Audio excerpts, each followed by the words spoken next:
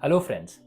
आए दिन मेरे काफ़ी हेयर लॉस के पेशेंट्स डैंड्रफ की कंप्लेन लेके आते हैं, जिनमें काफ़ी कॉमनली देखा गया है। तो मैंने सोचा आज के इस वीडियो के जरिए मैं अपने व्यूअर्स को डैंड्रफ के बारे में बताऊं कि ये क्या होता है, ये क्यों होता है एंड इसे हम कैसे ठीक करें। तो दोस्तों, इस वीडियो को आप आखिरी तक जरूर देखिए अगर आपको डैंड्रफ की प्रॉब्लम है, जहां मैं बताऊंगा कि इसका इलाज हम कैसे कर सकते हैं। डैंड्रफ को काफ़ी जगहों पे सेबोरिक डर्माटाइटिस भी कहा जाता है, बट सेबोरिक डर्माटाइटिस बॉडी के बाकी के एरियाज को अफेक्ट करता है, जैसे कि आपके अंडर आर्म्स हो गए, चेस्ट हो गया।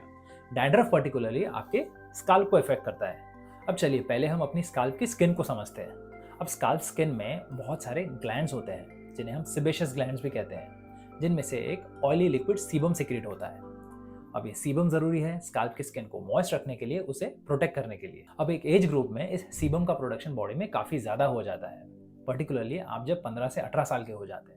अब इस एज में 15 से 18 साल की उम्र में जब आप प्यूबर्टी अटेंड कर लेते हैं, आपकी बॉडी में कुछ हार्मोन्स के लेवल्स काफी बढ़ जाते हैं, जिनका इफेक्ट बॉडी के सीबम प्रोडक्शन पर भी होता है, जिसकी वजह से आपके स्काल्प स्किन में सीबम की मात्रा काफी बढ़ जाती है। अब यहाँ अगर किसी कारण आप स्काल्प को क्लीन नहीं कर पाते एंड जहाँ ये सीबम के लेवल्स बढ़ते जाते हैं, तो वहाँ एक फंगल ग्रोथ स्टार्ट हो जाती है। इसका साइंटिफिक नाम है मलेसेसिया फरफर। अब यही फंगस उसी सीबम में से कुछ एसिड्स प्रोड्यूस करता है, जिसे वो खुद खा के कंज्यूम करता है, ग्रो होता है, मल्टीप्लाई होता है एंड साथ ही उस एसिड से आपकी स्काल्प स्किन को इरिटेट करके उसे इन्फ्लेम बनाता है, जिसकी वजह से आपको स्काल्प में इरिटेशन होती है, इचिंग होती है या खुजली होती है। अब ये सारा प्रोसेस जो है, सीबम का बढ़ना, फंगस का ग्रो होना, एसिड प्रोड्यूस करना एंड स्काल्प स्किन को इरिटेट करना, ये प्रोसेस आपके स्काल्प में चल ही रहा है।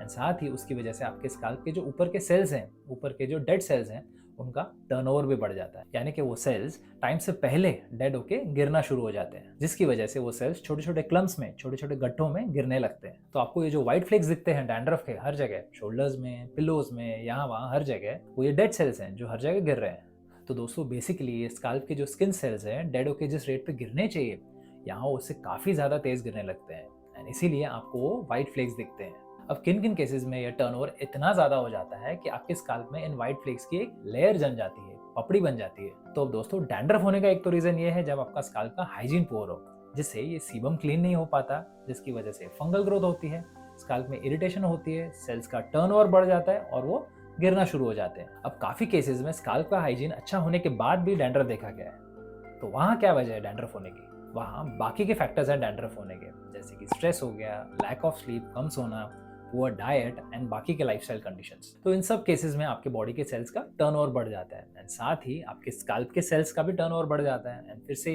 ये सेल्स डेड होके व्हाइट फ्लेक्स के रूप में सिर से गिरने लगते हैं। अब इस डैंड्रफ का सोल्यूशन क्या है? पहले हम हाइजीन पे आते हैं। अब अगर आपका स्काल्प हाइजीन पुअर है, अगर आप किसी कारण से स्काल्प क्लीन नहीं रख पाते हैं और आपको डैंड्रफ की समस्या है, तो पहले आप अपने हाइजीन पे वर्क कीजिए। रेगुलर शैम्पू कीजिए जिसका कंटेंट हो कीटोकोनाजोल, जो कि एक एंटी फंगल एजेंट है, यानी कि ये फंगल ग्रोथ को कंट्रोल में ले आता है। इस शैम्पू से हमारे दो काम हो रहे हैं, एक तो स्काल्प क्लीन हो रहा है और दूसरा हम फंगल ग्रोथ को भी कंट्रोल में लेके आ रहे हैं। तो 2% कीटोकोनाजोल शैम्पू हफ्ते में 2 से 3 बार यूज करना है।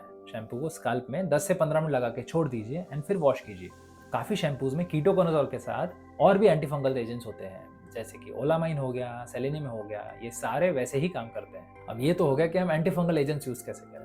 अब अगर बॉडी में बाकी के रीजंस हैं, जैसे कि स्ट्रेस हो गया, लैक ऑफ स्लीप हो गया, पुअर डाइट या लाइफस्टाइल, जिससे होता क्या है कि बॉडी में स्ट्रेस हार्मोन्स के लेवल बढ़ जाते हैं, सेल्स का टर्नओवर बढ़ जाता है, सीबम सिक्रेशन बढ़ जाता है एंड फिर डैंड्रफ। तो यहाँ हमें पहले तो इन फैक्टर्स को कंट्रोल में लाना है, अपनी लाइफस्टाइल पे ध्यान देना है, स्ट्रेस को कम करना है, जिससे ऑटोमेटिकली बॉडी के सेल्स का टर्नओवर कंट्रोल में आ जाएगा एंड आप देखेंगे कि आपका डैंड्रफ भी कम हो गया है। साथ ही यहाँ शैम्पू भी आपको यूज करना है।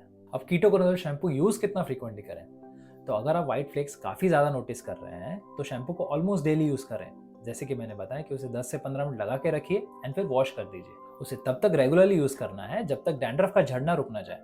आप जो व्हाइट फ्लेक्स नोटिस करते थे शोल्डर्स पे या वहाँ, उनका दिखना बंद ना हो जाए एंड देन आप शैम्पू की फ्रीक्वेंसी कम कर सकते हैं, मे बी 1 या 2 बार वीक में। अब एग्रेसिव केसेस में जहाँ डैंड्रफ की एक लेयर या पपड़ी जम जाती है, आपको सीवियर इचिंग होती है एंड साथ ही आप हेयर फॉल नोटिस करते हैं, वहाँ आपको लगाना है 2% कीटोकोनाजोल विद कोल्टार लोशन। सो ये जो कोल्टार है वो आपके स्काल्प के स्किन के टर्नओवर को कंट्रोल में ले आता है एंड जो लेयर बन रही है उसे वो कम करना शुरू कर देता है। अब ये लोशन कैसे लगाना है? इसे आप ओवरनाइट स्काल्प में लगा के छोड़ दीजिए एंड मॉर्निंग में इसे शैम्पू से वॉश कर दीजिए। हफ्ते में एटलीस्ट 3 से 4 बार कीजिए। तो दोस्तों, ये तो हो गया शैम्पूज, लोशंस, जिससे हम डैंड्रफ को कम कर सकते हैं। कई होम रेमेडीज या घरेलू नुस्खे भी हैं डैंड्रफ को कंट्रोल करने के लिए। कर्ड, दही उसमें काफ़ी मात्रा में लैक्टिक एसिड होता है, तो उसे लगाने से स्काल्प का पीएच काफ़ी एसिडिक हो जाता है, जो कि फंगस को ग्रो होने में रोकता है। तो दही को स्काल्प में अप्लाई करके 5 से 10 मिनट के लिए छोड़ दें एंड देन 2% कीटोकोनोल शैम्पू से वॉश कर दें। इसे डैंड्रफ के इंटेंसिटी के हिसाब से डेली या अल्टरनेट डे आप लगा सकते हैं। कुछ हर्बल ऑयल्स भी होते हैं, जैसे कि tea tree oil, rosemary extract, जो हिमालय के एंटी डैंड्रफ शैम्पू में होता है। अब इनके मॉइस्चराइजिंग इफेक्ट से डैंड्रफ का जो फंगस है मलेसेजिया, उसकी ग्रोथ स्लो हो जाती है एंड आपका डैंड्रफ कंट्रोल में आने लगता है। तो दोस्तों, अगर आपको डैंड्रफ की समस्या है तो इस वीडियो में मैंने जो जो चीज़ें बताई हैं डैंड्रफ के बारे में, अगर आप उसे फॉलो करेंगे तो आपको काफ़ी रिलीफ मिलेगा। अगर आपको ये वीडियो इन्फॉर्मेटिव लगा हो तो इसे लाइक कीजिए, चैनल को सब्सक्राइब कीजिए एंड आपके फ्रेंड्स एंड फैमिली के साथ ज़रूर शेयर कीजिए, क्योंकि काफ़ी लोग इस डैंड्रफ के प्रॉब्लम के साथ स्ट्रगल कर रहे हैं। उनके लिए काफ़ी हेल्पफुल रहेगा। मैं और ऐसे इन्फॉर्मेटिव वीडियोज़ आपके लिए रेगुलरली लाता रहूँगा। तब तक के लिए मैं हूँ डॉक्टर राहुल जगैसी। Bye bye.